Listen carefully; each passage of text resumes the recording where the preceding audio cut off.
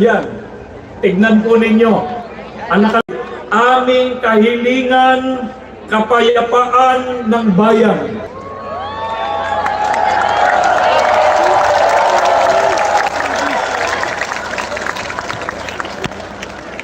Problema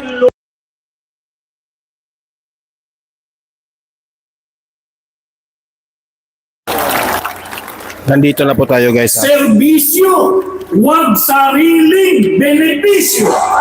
Correct. Mamamayan ang unahin, huwag sarili.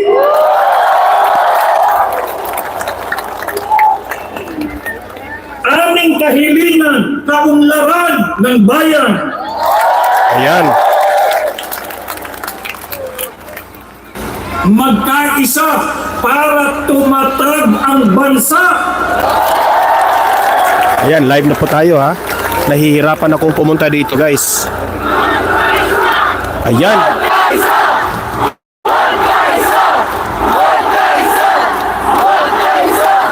Ayan. Ang isinisigaw ngayon dito, magkaisa guys. Magkaisa dapat. Ayan. Ito pa, may nakalagay pa sa atin. Yung isinisigaw natin na yan. Magkaisa, huwag mag-isa. Ayan. Ang galing ng isinisigaw dito.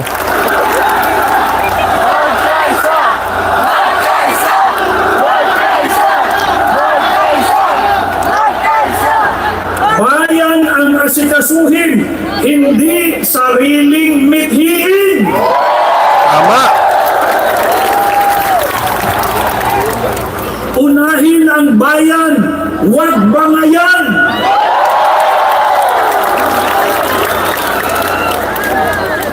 Dugtungan ninyo ito. INC is for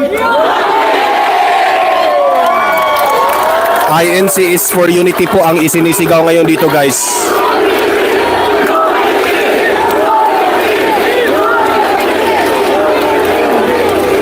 kaya kailangan natin peace in the Philippines.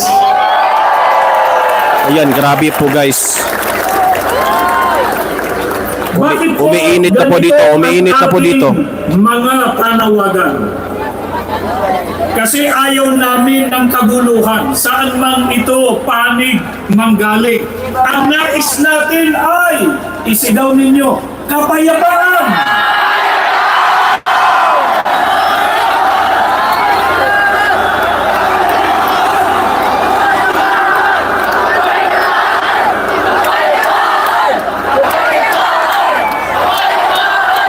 At kung may naging awayan, hindi po ba ang tama ay pagsikapang malunasan ito at magkasundo-sundo alang-alang sa bayan?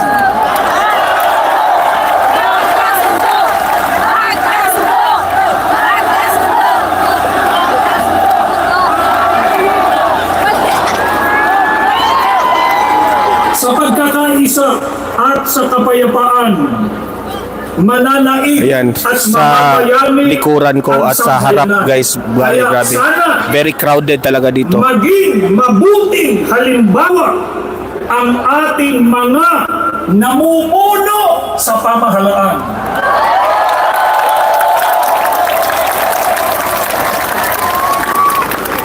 Sa ikapapayapa, ano po ang itinuturo ng Biblia na dapat gawin? Sa awit 34:14 ay sinasabi, lumayo kayo sa masama Ayan, ang dami at guys. gawin ninyo ang mabuti, pagsikapan ninyong kamtin ang kapayapaan.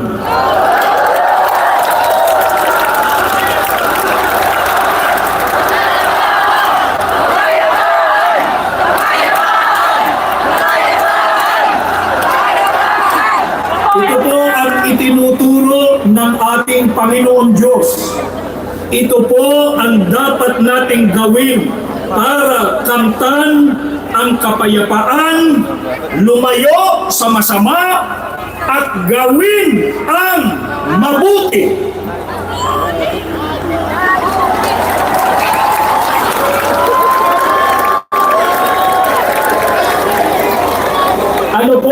isa sa mga gawang mabuti na dapat gawin para sa ikapapayapa ayon pa rin sa pagtuturo ng Biblia. God bless the INC. Ayan. Isa't isa. Mabuhay po ang INC. Ayan. Batayan sa Roma 12:10. Ang sabi pa, huwag lamang ang sarili ninyong kapakanan ang inyong isipin, kundi ang kapakanan din ng iba.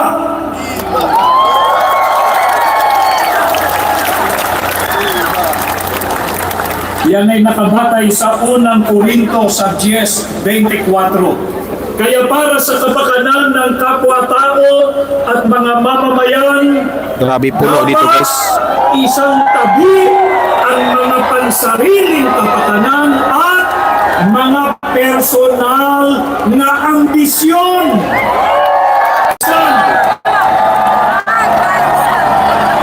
Ayan, may helicopter sa taas guys. Ayan.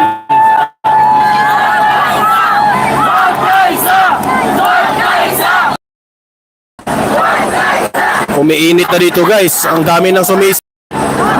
Ayan. Grabe.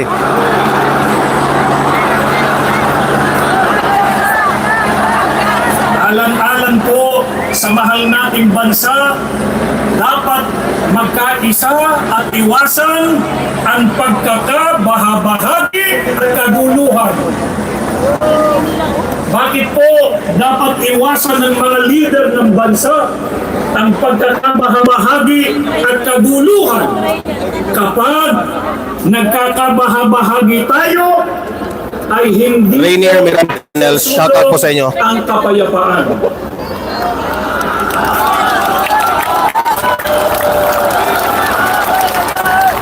At kapag kaguluhan ang namayani, hindi po mahaharap ang paglutas sa mga problema ng bansa. Katulad ng pagtaas ng presyo ng bilihin.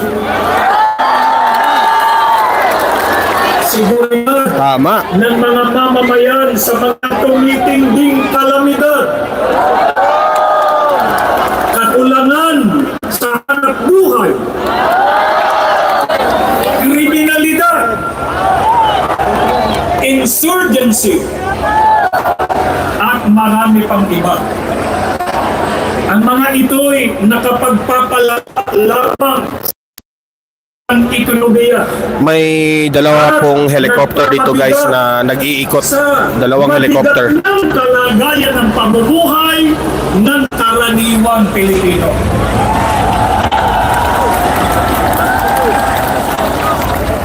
Ito po ang hinihiling natin sa mga namumuno sa pamahalaan na pagkaisahan din nilang pag-ukulan ng matamang atensyon at pag-asikaso.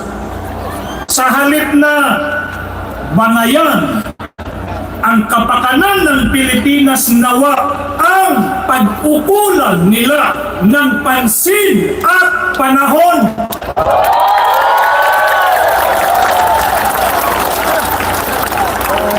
Kaya kahit Monica mataas na Abanag, watching from Leyte. ito ating isinasagawa ngayon na sama-sama at mapayapang kilos para sa kapayapaan. Ang ating mga panalangin sa Panginoon Diyos ay basbasan niya ang ating bansa ng kapayapaan.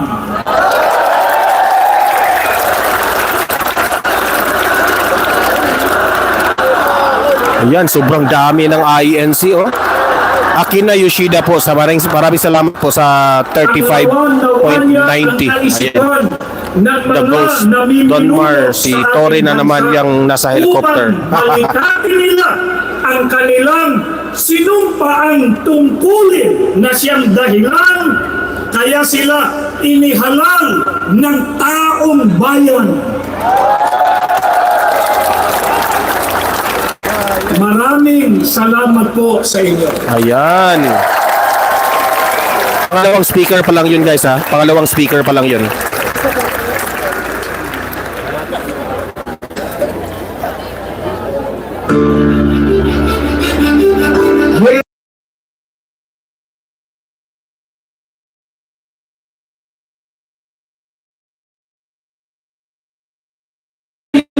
Enough ko muna kasi may music guys. Na dapat magkasundo mayaman ang iba sa sexual. Enough ko muna kasi may kumakanta eh. Ayan. Para rin kay JC dito eh. May kakanta. Tapos, ayan. Tingnan nyo. Nagpe-perform po dito. Tapos, ayan. Tinatakas na nila ng mga ano. Kanilang mga placards nila. Ayan. Grabe guys. Ang saya dito guys.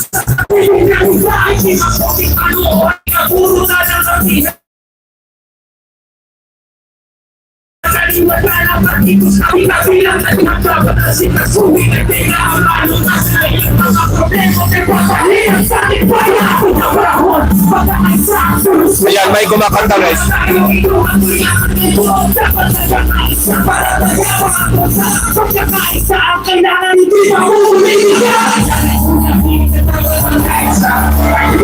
Ayan.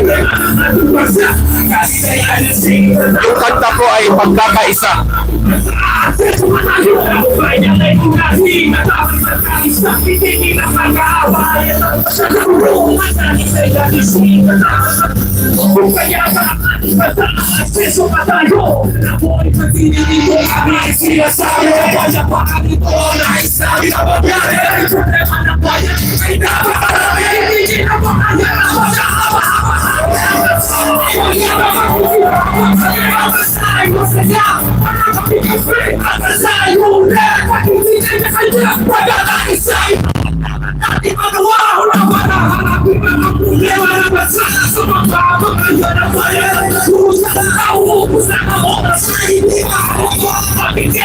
Ang galing ng kanta guys, ang galing ng kanta.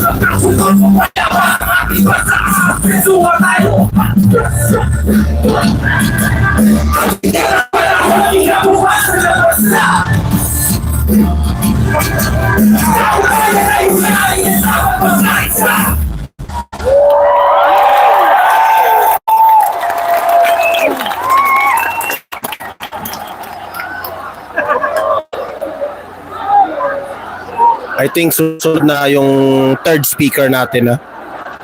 Ang galing ng kanta guys ha. Grabe intense yung mga rappers nila eh. Muli po, magandang hapon sa inyong lahat. Ayan. Tulad po ng alam natin, ang layunin ng pambansang rally na ito ay para sa kapayapaan. Kapayapaan ng ating bansa. Ngunit, ang tunay na kapayapaan ay makakamtan lamang kung ang batas ay irerespeto at paiiralin. Hindi po tayo laban sa anumang proseso ng paglilitis, anuman ito. Kailanman at ito po naaayon, sumusunod sa batas. Kaya, upang magbigay linaw ukol sa diwa at kahalagahan ng pagpapairal at pagsunod sa rule of law na sa pungsandigan ng kapayapaan sa ikalulutas ng maraming problema kinakaharap ng ating bansa, ating pong pakinggan ang isa po nating kapatid na abogado. Nandito po si kapatid na Rodante Marcoleta. Ayan. Nandito na po si Rodante Marcoleta. Ang dami pong pumapalakpak ngayon. Ayan, si Rodante Marcoleta na yan. Ayan. Ang daming fans ni Rodante Marcoleta, guys. Ayan. Okay po po kayong lahat. Mga kapatid at mga kababayan, Ayan, si Rodante. malinaw po nating narinig Congressman Representative Rodante Marcoleta na yan. Edwin Sabala ang pinakalayunin ng malakihang pagkilos na ating sama-samang isinasagawa sa araw na ito. Nais nating katawanin ang nagkakaisang damdamin ng milyon-milyong Pilipino at isatinig ang kanilang pinag-isang mithiin para sa isang mapayapa at nagkakaisang Pilipinas. Kaugnay nito, binanggit dito ang ating kagustuhan na ipaalam sa mga opisyales ng ating pamahalaan.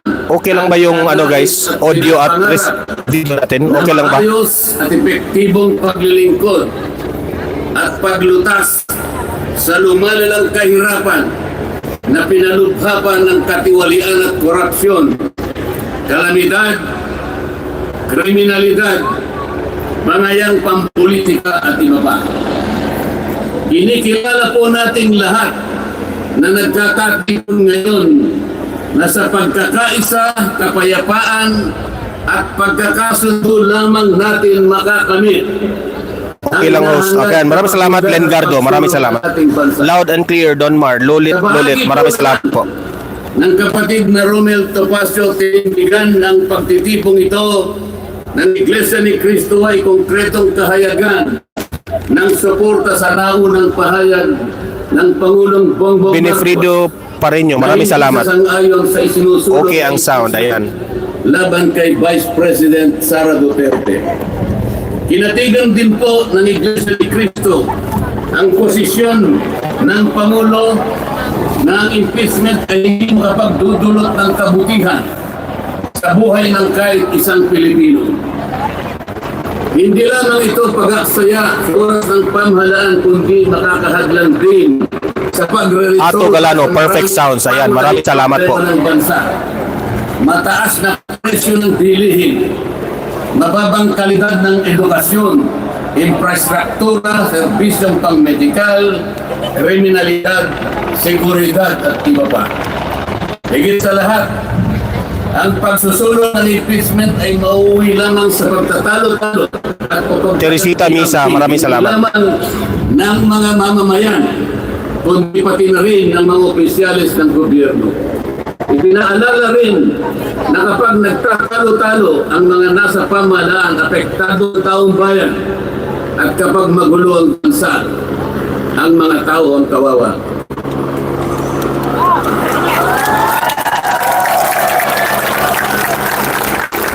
Lagyan po natin ng konteksto ang dalawang pagpapahayag na nauna upang lalo bigyan ng diin ang kahalagahan ng pagkakaisa, pagkakasundo at kapayapaan sa ikalulutas ng panganib na dulot ng kahirapan dahil sa lumulubhang katiwalian, korupsyon, kalamidad at lalo lamang napabibigat ang buhay at pamumuhay ng ating mamamayan.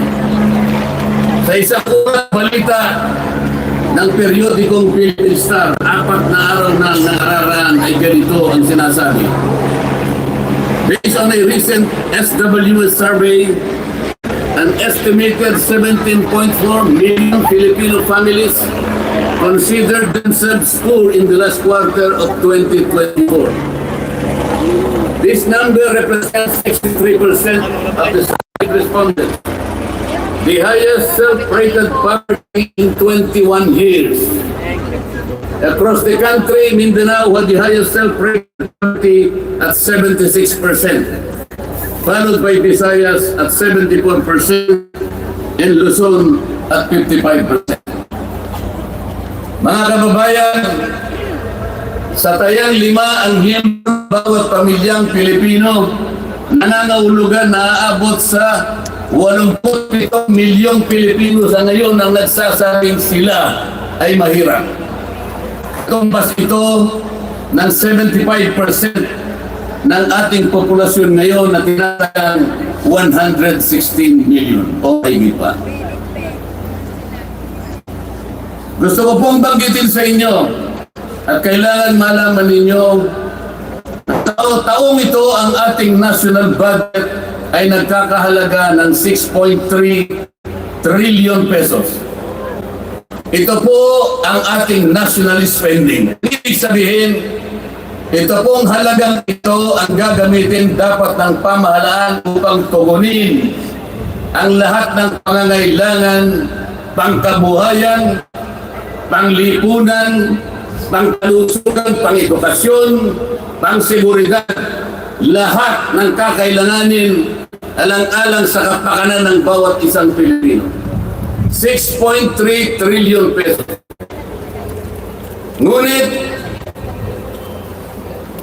ang tinatayang magiging income ng ating bansa ay kulang pa sa 5 trilyong piso.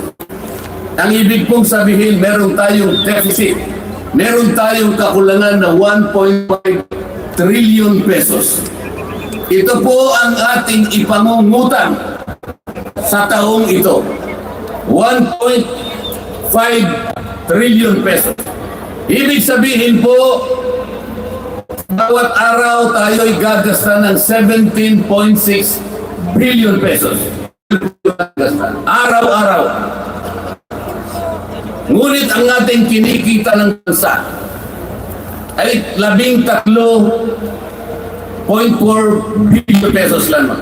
Sa makatwid, ang uutangin natin araw-araw ay 4.2 billion pesos. Katumbas ng 175 million pesos bawat oras. Napakabigat po na hinaharap hamon at problema ng ating bansa. Hindi po biro-biro ito. Ito po ay pananagutan po ng ating mga opisyalis. Hindi po pwedeng talikuran ito. Ganito na po kalala ang problemang pang-ekonomiya ng ating bansa. Ngunit, hindi po yata ganito ang naging direksyon. Sapagkat sa halip na po, unahin ang mga binanggit nating malalaking problema na kinakaharap ng ating bansa. Ang ito na po ay mga bagay na mauuwi lamang sa pagkakampi-kampi at pagkakabahagi ng ating bansa. Bakit po? Nagtagpo ng Quadcom. Ang mga kalao po sa pagtatatag ng Quadcom, ito po ay 4 na komite sa House of Representatives. Kinonsolidate, ginawang isang makapangyarihang komite na ang buong akala ko ito ang gagamitin para tutukan namumuong problemang lumulubha pa na hinaharap ng ating bansa. Napakataas po ng bilihin, lalo na po yung pagkain ngayon. Nagtanong-tanong po, ang isang pirasong kamatis last week is 20 pesos. Tama po ba yun? Ngayon po, yan nagsabi sa akin 30 pesos isang kamatis. Ang isang kilong kamatis, 400 pesos. Tama po ba yun? Ang isang piraso ng siling pangsigan ay 10 piso. Yun po yung sinabi sa akin. Tama po yun? 600 pesos per kilo. Yun po ang bell pepper. Dalawang kulay po yata yung bell pepper. Isang verde, isang pula. 45 pesos ang isang piraso. 1,000 pesos ang isang kilo. Bakit hindi po ito yung unang harapin na napaalala po ng presyo ng kuryente sa ating bansa.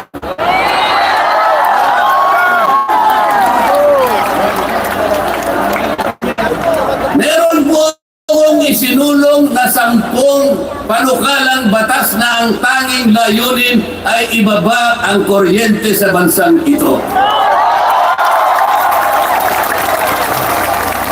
Ikinalulungkot ko pong ibahagi sa inyo na kahit isa'y wala man lamang pong ngayong isinasa sa saligang batas in aid of legislation. Natupad po ba yung inquiry in aid of legislation? Paano po in aid of legislation kung ang tatawagin nilang resource person para humarap sa paglilitis na yon ay puro kalaban ng dating Pangulo? Alam niyo lahat yon. Pinagtatanong nila yung Pangulo base doon sa mga sinumpaang salaysay at affidavit ng kanyang mga inusig noong kanyang panahon sa war on drugs. Hindi naman ipinatawag ang mga taong maaring makapagbigay sa kanya ng tulong upang ipaliwanag ang war on drugs. Hindi ipinatawag ang Solicitor General sa kanyang panahon. Hindi ipinatawag ang mga CPNP upang magpaliwanag kung ano ang war on drugs. Puro kalaban ng dating Pangulo.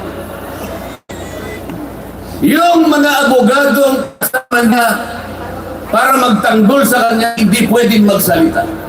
Sapagkat ang tuntunin sa mga komite, ikaw ay papayagan lamang para payuhan mo ang kliyente mo sa kanyang karapatan. Ngunit paano mangyayari na ang kliyente nila ay papayuhan sa kanyang karapatan kung bubulungan lang siya, ay makikita siya ng isang senador? Attorney, huwag mong bubulungan yan. Iko-contempt kita. Nasaan na po yung sinabi sa saligang batas na lahat ng inuusig ay meron siyang karapatan sa abogado? The right to counsel.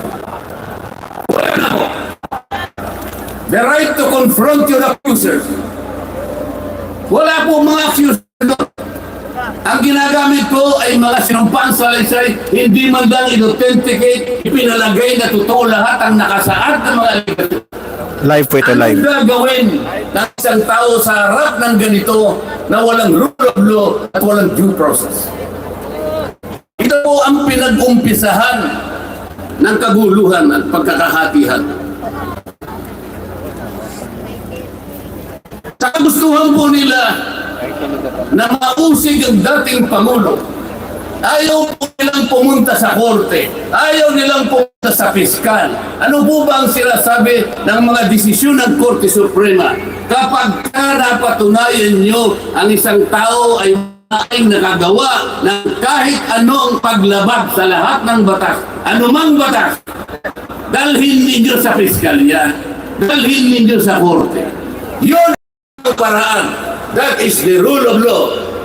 Ngunit bakit kayong Quadcom ang gumagawa nito? Ang Quadcom ay hindi piskal. Ang Quadcom ay hindi korte.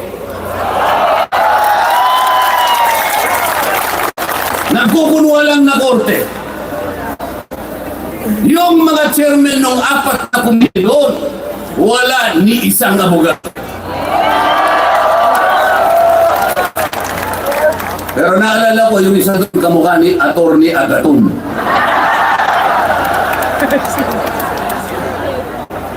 So sa halip na ang unahin ay yung kapakanan ng mamamayan, sa harap at liwanag ng napakaraming nakabantang panganib sa atin, sa ekonomiya, panglipunan, pangseguridad, korupsyon, katiwalian, bakit ang inuuna ay usigin ng isang tao na hindi naman ipadadaan sa tamang proseso ng batas? Pangalawa, tinawag po nila ang pangalawang Pangulo sa 2 pagkakataon.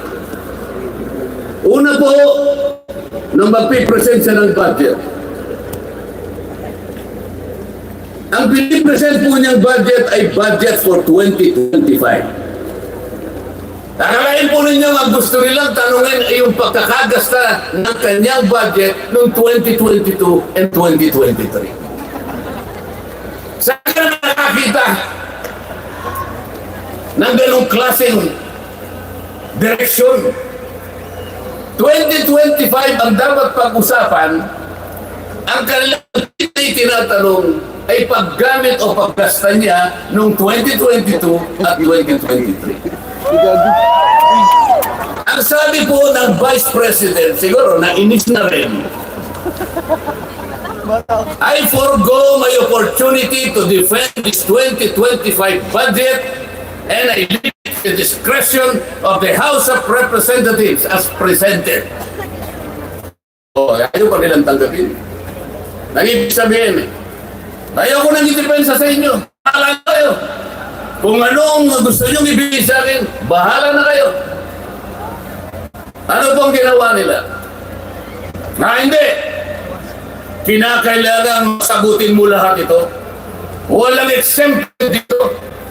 Kahit ano nga yun siya, kailangan namin siya. Tama po yung lahat po ng paggasta ng pera ng bayan ay kailangan pong suriin. Totoo po yun.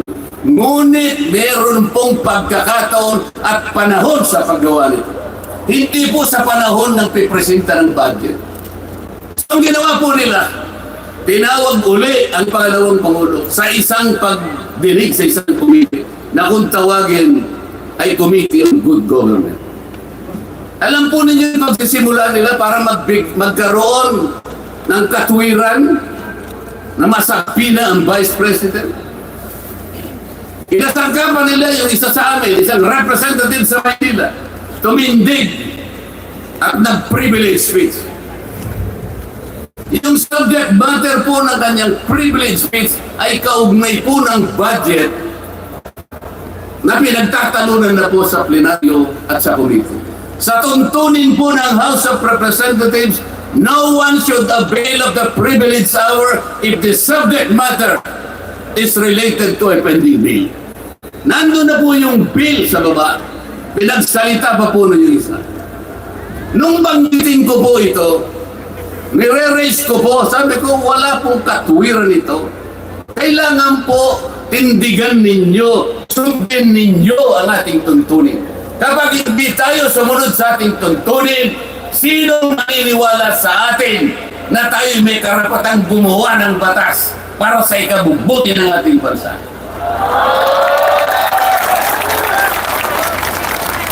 Ang sabi po ng chairman, noted.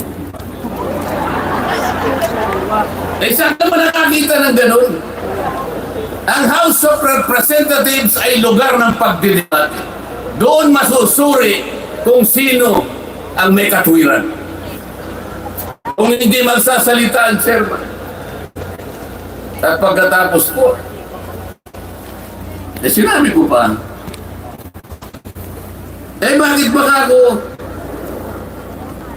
Dahil lamang sa isang manifestation ng isa sa amin, ginawa na naman ninyong isang motu proprio action. Ang motu proprio po ay, ibig sabihin, ang komite sa kanyang sarili ay pwedeng mag-imbestiga sa sarili niya. Pero ginamit nila yung manifestation ng isa sa amin. Mali na naman po yun. Hindi po dapat ganun. Nung i-raise ko po yun, ayaw na naman po nilang kumaya. Samantalang ako po, I delivered a full privilege speech.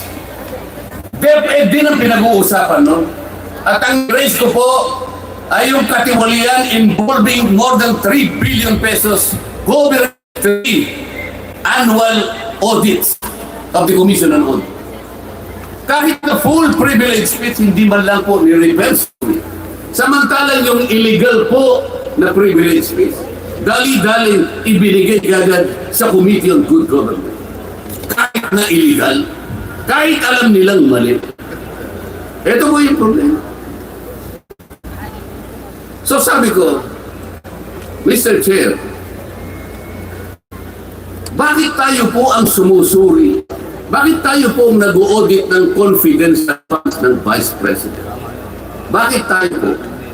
Hindi po ba ang ginagawa ng ating saligang batas na tanging may otoridad at kapangyarihang mag-audit at mag-examine ng report at papeles ng pagkakasta ng ating bansa ay ang Commission on Audit? Ni-raise ko na naman po yun. Ayaw pong sumagot ng chairman. Ang pinasasagot po sa akin ay yung hindi abogado. Sabi ko, Mr. Chair, nilapitan ko po sila. Mr. Chair, huwag naman pong ganito. Ilagay naman po natin sa konteksto at sa regulasyon ng ating ginagawa. Tinatanong ko po ay isang constitutional issue. Bakit ang pasasagutin mo sa akin ay hindi na abogado? Huwag mo naman akong insultuhin.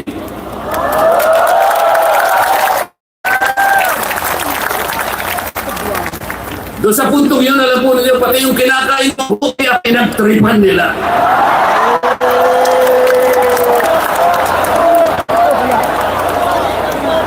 Ang Iglesia ni Cristo ay hindi po laban sa impeachment, sapagkat ang impeachment ay itinatadhana sa saligang batas.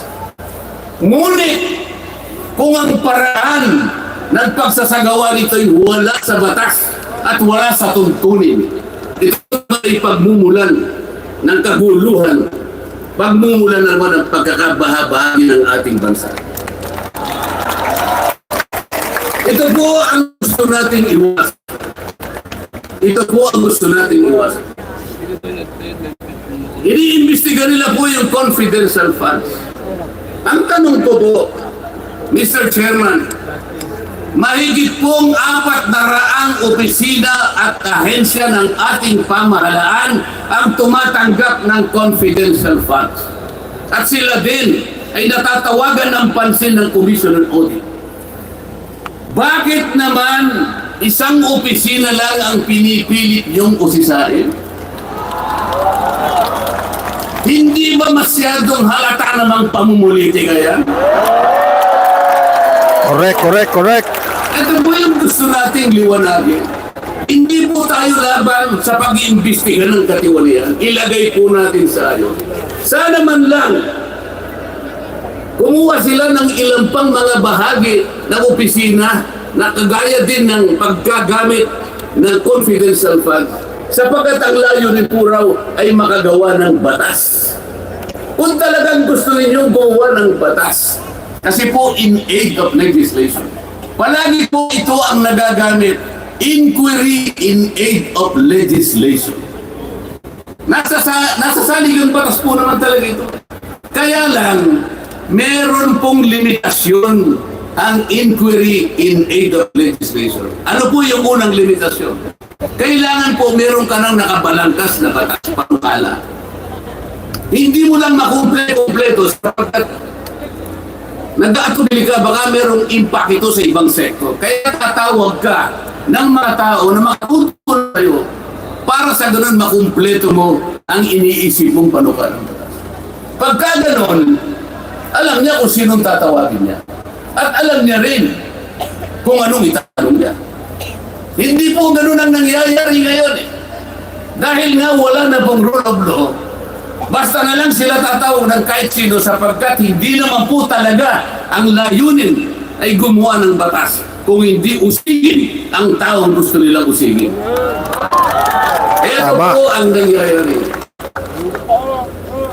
Kaya nga po, dahil sa kagustuhan nila na talagang usigin ng ICC ang Pangulong Duterte, yun lang ang tanging layunin. Sa 13 pagdinig ng Quadcom, 13, nakapaggawa lang sila ng isang batas na kahit siguro po high school graduate pagtatawanan niya yung kanilang panukalang batas. Bakit po? Yung definition na definition lamang po ng extrajudicial killing ay talaga pong matatawakan. Tayo ko na pong babain yun. Ibig sabihin, ang layunin talaga ay hindi in aid of legislation, kung hindi in aid of prosecution, in aid of persecution. Correct. personal si Bibi Sara eh. Yan, binita si Rodante Marcoleta. Kanina po, mga kababayan, napanood po ninyo ang video na kung saan ay nagpahayag nang di pagsangayon si Pangulong Marcos sa namumong impeachment laban sa pangalawang Pangulo. Ulitin ko lamang po yun. Sabi niya, tumutukoy po dun sa pagsasagawa ng impeachment. This is not important. This does not make any difference to even one single Filipino life. So why waste on this? What will happen if somebody files an impeachment? It will tie down the House. It will tie down the Senate. It will just take up all our time and for what? For nothing, for nothing. Sabi po nito, none of this will help improve a single Filipino life. As far as I am concerned, it is a storm in a teacup. It's a tempest in a teacup. Ang ibig sabihin, isang napakaliit na bagay na pinipilit ninyong palakihin. Napakalaki ng problema ng bansa ang inaharap natin. Ito ang ating atupagin. Ito yung gustong mangyari ng Pangulo ng Republika ng Pilipinas. Tama.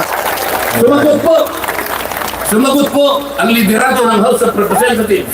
At sa isang bahagi, ang sabi po niya, ito po, kinuha ko lang yung isang bahagi sa isang mahabang manifestong ginawa nila.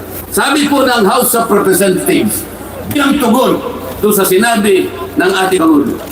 Sabi po niya, together, let us rally behind our President to protect and preserve the gains of democracy as we build a stronger, more united, and more prosperous republic. Pero nasaan po kaya? Nandito po kaya lahat yung mga sumama sa manifesto ito na sumusuporta na mag-rally tayo sa likod ng Pangulo? Tayo'y magkaisa upang panindigan yung nauna niyang pahayag na ang gusto nating unahin na pagkaisahan ay yung pagtugon, pag-address sa mga problema ng bansa. Nasaan kaya sila? Nandun kaya sila sa likod ng Pangulo o tayo lang lahat? Sa Makati tayo pong lahat ngayon na sama-sama nagkakatipon ngayon na hindi ko mapilan kung ilang, baka meron 1 milyon po yan. 1 milyon po dito Tayo pala ngayon ang nagkakatipon sa diwa ng tunay na kapayapaan na pagkakaisa na nagrarally ngayon. Sapagkat tayo lamang ang nasa likod ng Pangulo sa kagustuhan niya na harapin natin ang mga hamon at nagbabagang problema ng ating bansa. Sapagkat, sabi niya, ito naman, ang impeachment ay hindi makapagbibigay kahit anong butil ng kabutihan sa buhay ng isang Pilipino.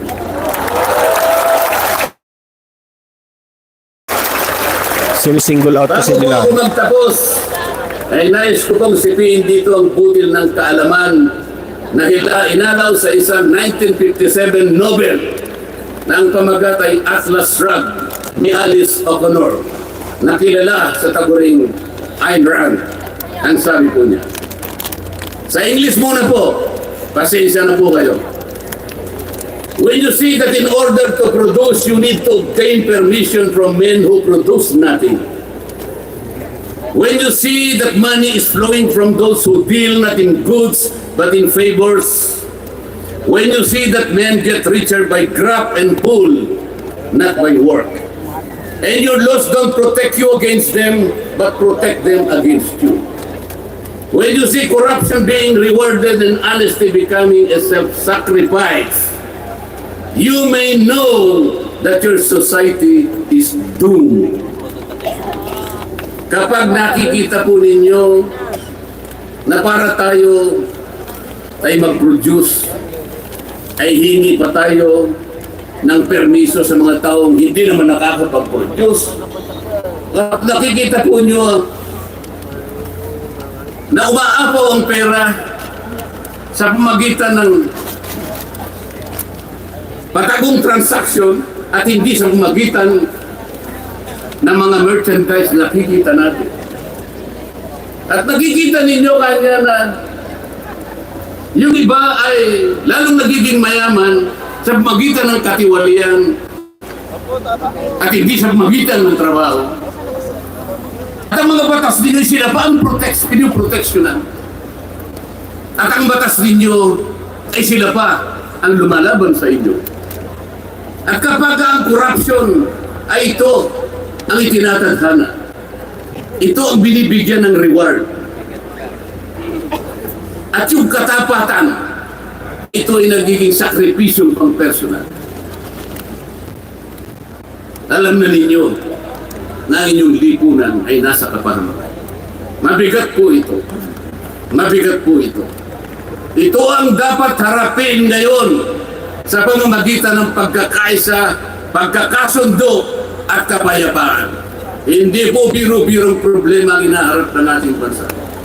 At bago po ako tuluyang magtapos, payagan ninyo kong ulitin ang sentimiento ni Edmund Burke, isang English political philosopher, na sinabi niya, "The only thing necessary for evil to triumph is for good men to do nothing."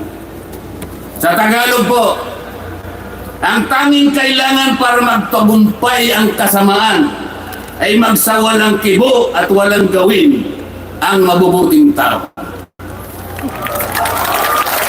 Maraming salamat po at magandang hapon po sa ating lahat.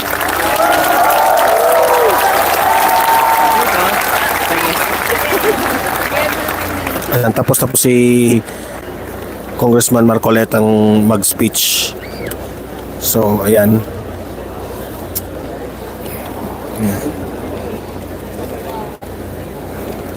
Hinihintay pa natin kung sino ang mag-speech susunod dito.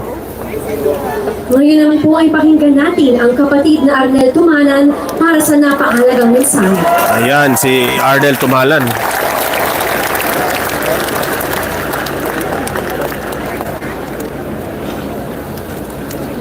Mga mahal po naming kababayan at mga mahal po nating mga kapatid na angaw-angaw na narito at sa iba't ibang panig ng Kapuluang Pilipinas.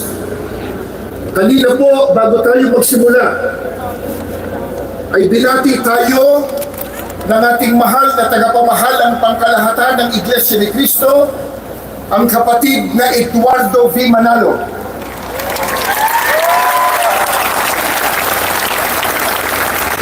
Hayaan niyong tayo naman ang bumati sa kanya ngayon. Sabihin po natin, magandang araw po ka Eduardo.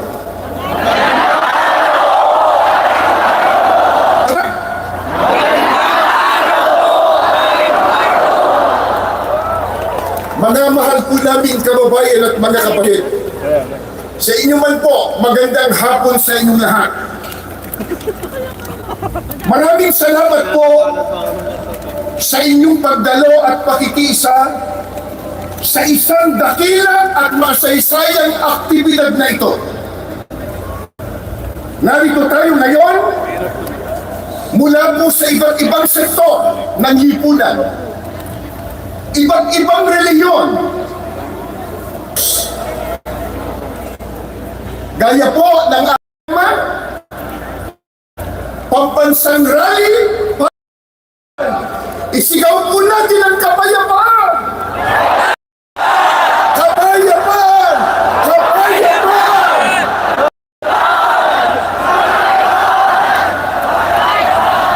Maliwanag po sa atin na isang aral ng Diyos na nakasulat po sa Biblia na dapat tayong magpasako sa kapangyarihan o pamahalaan ng bayan, na yan po ang katangian at sinusunod ng mga kaalib sa Iglesia ni Cristo.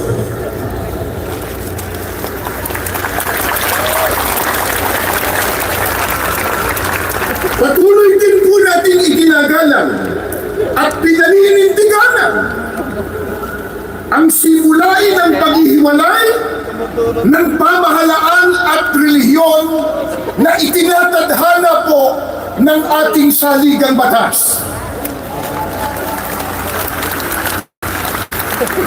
Dahil dito, ang ating mapayapang pagkilos na ito ay wala pong bahid na anumang politika.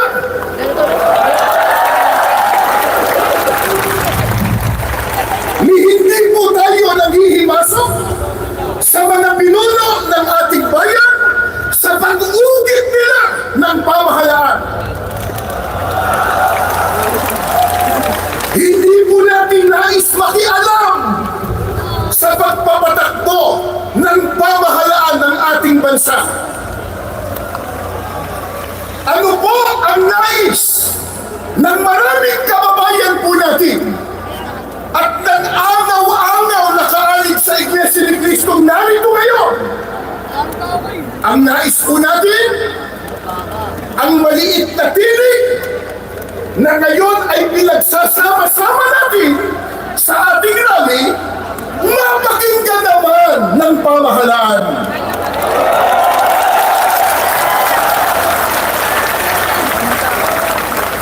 Bago tayo matipon dito kaninang umaga, meron pa po kaming nabasa at narinig isang politiko nakalulungkot bago pa sumikat ay laos na.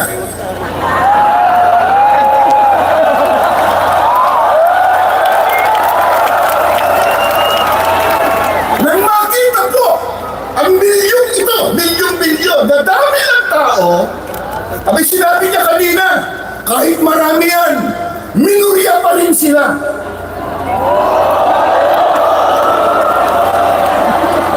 Eh sino ba nagsabi sa kanya na tayo ang mayorya?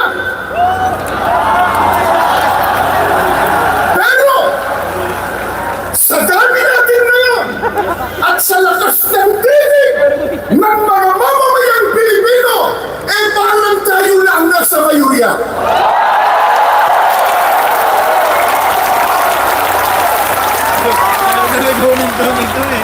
Ang totoo na ito sana ay maunawaan at maintindihan ng marami, lalo na ng mga namumuno sa ating bansa, na itong ginagawa po natin, mga mahal naming kababayan, sa pamumuna ng Iglesia ni Cristo, ay pagtulong natin sa pamahalaan.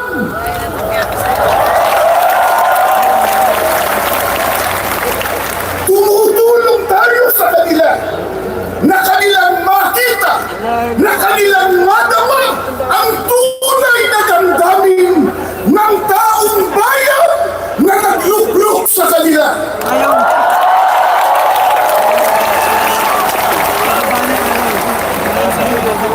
Mula pa kanina, sa mga naunang nagsalita at maging sa mga video presentation, ay ipinakita na mo kung gaano katindi at karami ang problemang dinaranas ng ating bansang Pilipinas, na yan po ang dapat na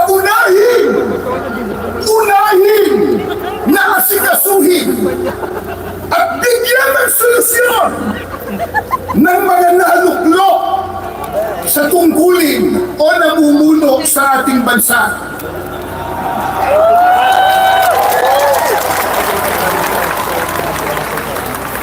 Nakadulungkot ang inuuna ng iba sa kanila, yung mga nagbubunga ng awayan, nagbubunga ng hidwaan, na alam naman nating lahat na ang ginagawa nila pamumulitika lamang. Tulad ng isinusulong nila na impeachment ng pangalawang Pangulo.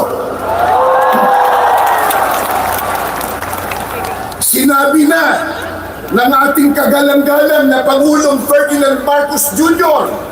at alam na po ng marami nating kababayan Pilipino ang totoo nating lahat. Kasi po, kahit mahihirap lang ang maraming Pilipino, ay marunong naman tayong umintindi. Hindi tayo mangmang.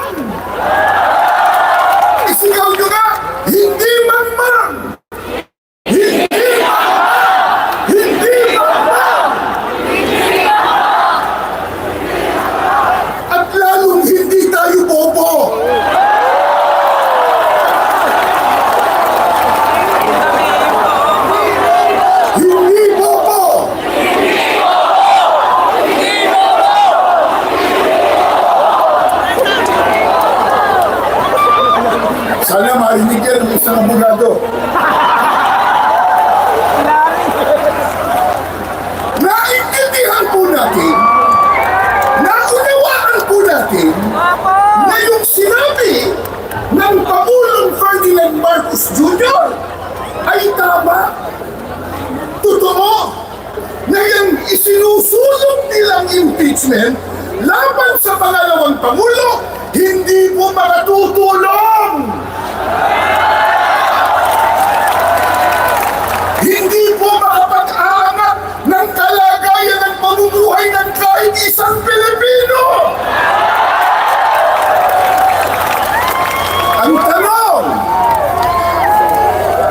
yan ba naintindihan ng mga magbabatas? Naintindihan?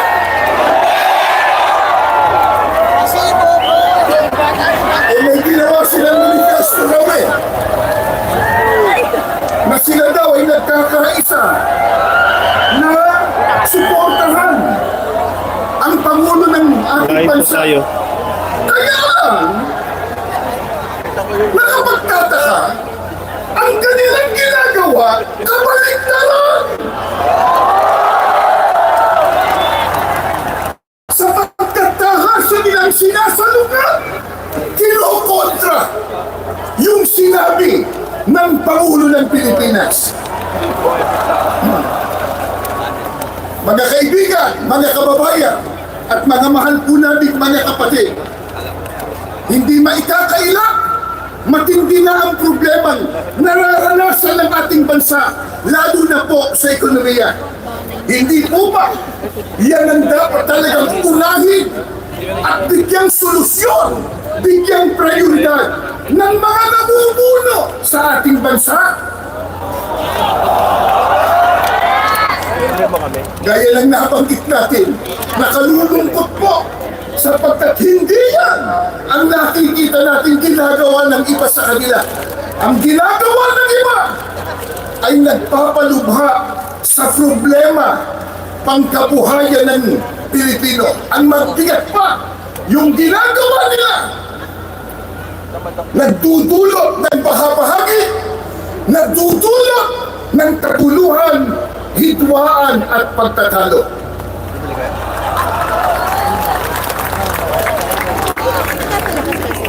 Alam po ng lahat, marami ang naghihikaos. Marami ang walang trabaho. Hindi pwedeng ikailayan. Nasa statistika po yan. Isang araw lang, kahapon, di ba? Inilabas sa isang survey na 63% sa mga Pilipino ang nagsasabi na sila ay mahirap ang pamumuhay. Yan pong statistika na yan. First, una, sa mahabang panahon, 63% nagsasabi mga Pilipino na sila po ay napakahirap ang buhay. Marami po ang salat na salat sa mga pangunahing pangangailangan. Pagkatapos, nakalulungkot pa, hindi matapos-tapos ang mga kalamidad sa ating bansa. Sunod-sunod na mga bagyo, pagbaha, pagputok pa ng bulkan. At nariyan pa po ang mga digmaan at kaguluhan sa iba't ibang panig ng mundo na sa ayaw man po natin at gusto, maaapektuhan tayo. Ito po ang dahilan. Kaya ating kinakatigan ang ipinahayag ng ating Pangulo na hindi tayo sang-ayon sa impeachment ng Vice Presidente. Dahil nakakaabala lamang yan, yung ganyan mga proceedings sa pagbibigay po ng solusyon sa mga problema ng ating nararanasan. Mag-like and share guys, like and share, like and share. Kapagay po, maliwanag ng tilalakay ni Congressman Marcoleta, yung impeachment per se, hindi naman tayo tutulad doon sapagkat itinatadhana talaga yan ng saligang batas. Kaya lang, dapat dumaan sa rules rule of law. Dapat po ayon sa batas. Hindi ayon sa gusto lang nila. Ano mangyayari? Gumagawa ng batas, manlalabag ng batas.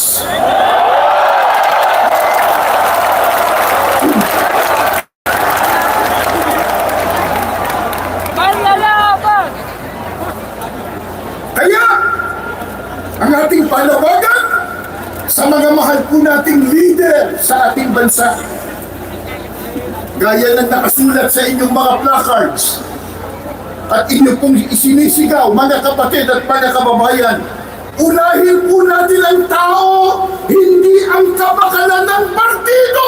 Tama.